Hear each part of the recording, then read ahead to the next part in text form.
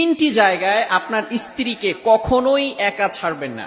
Most important place, তিনটি গুরুত্বপূর্ণ জায়গা, যে জায়গাগুলোতে আপনার স্ত্রীকে কখনো একা ছাড়বেন না। আমাদের সকলের এটা ভালো করে মনে রাখতে হবে এবং এই মেসেজগুলো আমরা আমাদের লাইফে অ্যাপ্লাই করার চেষ্টা করব।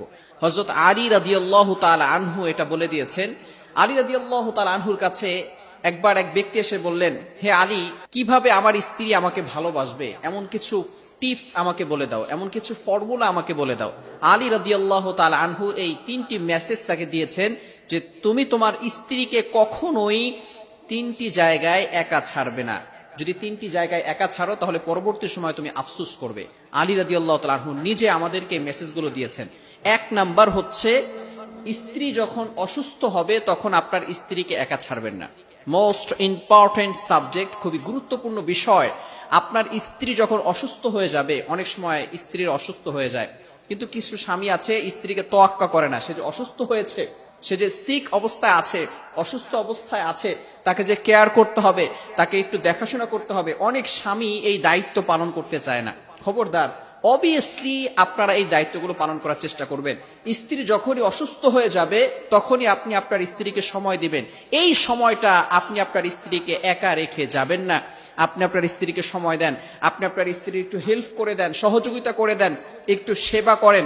এই স্ত্রীকে যদি আপনি অসুস্থতার সময় দিতে পারেন, তখন স্ত্রীর অন্তরের ভিতরে আপনার সম্পর্কে এতটা ভালোবাসা বেড়ে যাবে যে স্ত্রী আপনাকে পাগলের মতো ভালোবাসবে।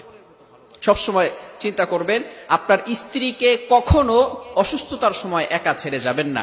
নাম্বার 2, দ্বিতীয় নাম্বার হচ্ছে, পরপুরুষের সামনে আপনার স্ত্রীকে কখনো একা ছেড়ে যাবেন না। কেননা আল্লাহ রাসূল সাল্লাল্লাহু আলাইহি ওয়াসাল্লাম বলে দিয়েছেন, যখন কোনো নারী এবং পুরুষ দুইজন একত্রিত ভাবে থাকে, গায়রে মাহরাম অর্থাৎ যাদের সাথে বিয়ে করা জায়েজ এমন দুইজন যদি থাকে, তখন ইল্লা কানা সালিসুহুমা শাইতান, তখন তাদের মাঝে তৃতীয় জন একজন থাকে, সে হচ্ছে শয়তান।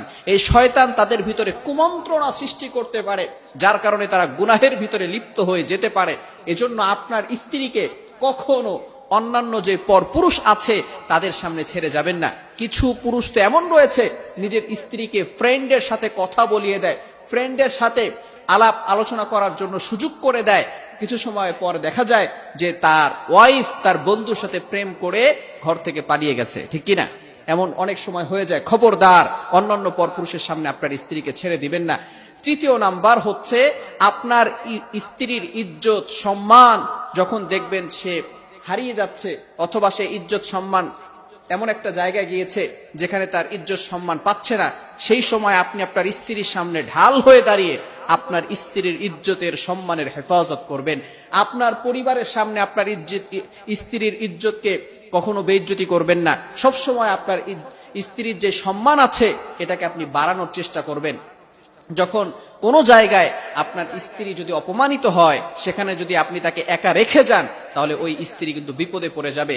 কেননা একজন স্ত্রী সে তার স্বামীকে ঢাল মনে করে।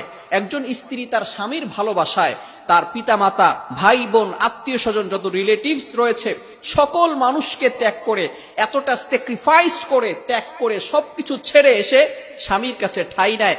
যদি তার অপমানিতর সময় যদি তার স্বামী তার সামনে না দাঁড়ায়, তাহলে সেই স্ত্রী কার কাছে যাবে? এজন্য এই সময় আপনি আপনার স্ত্রীকে কখনো একা ছেড়ে যাবেন না। এই তিনটি সময় আপনি আপনার স্ত্রীকে কখনো একা ছাড়বেন না। যদি ছাড়েন, পরবর্তী সময় আফসোস করবেন। আর যদি এই তিনটি কাজ আপনি করতে পারেন, তাহলে ইনশাআল্লাহ আপনার স্ত্রী আপনাকে পাগলের মতো ভালোবাসবেন। মনে রাখবেন, স্ত্রী হচ্ছে এমন একজন পার্সন যে আপনার জন্য সবকিছু ত্যাগ করে। আর আল্লাহ তাআলা বলে দিয়েছেন স্ত্রীর সাথে কেমন ব্যবহার করবে, স্ত্রীকে কেমন ভালোবাসবে, এটা আল্লাহ তাআলা পবিত্র কোরআনুল কারীমের ভিতরে বলে দিয়েছেন। আল্লাহ তাআলা নিজে বলেন, 4 নম্বর পারার 20 নম্বর পৃষ্ঠার 3 নম্বর লাইন, সূরা নিসা এর 19 নম্বর আয়াতে আল্লাহ তাআলা বলেন, ওয়াশিরুহুন্না বিল মারুফ, you treat your wives well, তোমরা তোমাদের স্ত্রীদের সাথে ভালো ব্যবহার করো, স্ত্রীদের সাথে কখনো খারাপ ব্যবহার করবে না। কারণ আল্লাহ পাক রব্বুল আলামিন আল্লাহ রাসূল সাল্লাল্লাহু আলাইহি ওয়াসাল্লামের মাধ্যমে আমাদেরকে শিক্ষা দিয়েছেন। নবীজি সাল্লাল্লাহু আলাইহি ওয়াসাল্লামের 11 জন স্ত্রী ছিলেন। আল্লাহ রাসূল সাল্লাল্লাহু আলাইহি ওয়াসাল্লাম কখনো তার স্ত্রীদের উপর আঘাত করতেন না এবং স্ত্রীদের সাথে সব সময় অলওয়েজ ভালো ব্যবহার করতেন। স্ত্রীদেরকে কখনো আঘাত করতেন না, সব সময় তাদেরকে ভালোবাসা দিতেন এবং স্ত্রীদেরকে কাজের ভিতরে হেল্প করতেন। এজন্য আমরা সব সময় চেষ্টা করব স্ত্রীদের সাথে ভালো ব্যবহার করব এবং এই তিনটি জায়গায় কখনো আমরা স্ত্রীকে একা ছেড়ে যাব না।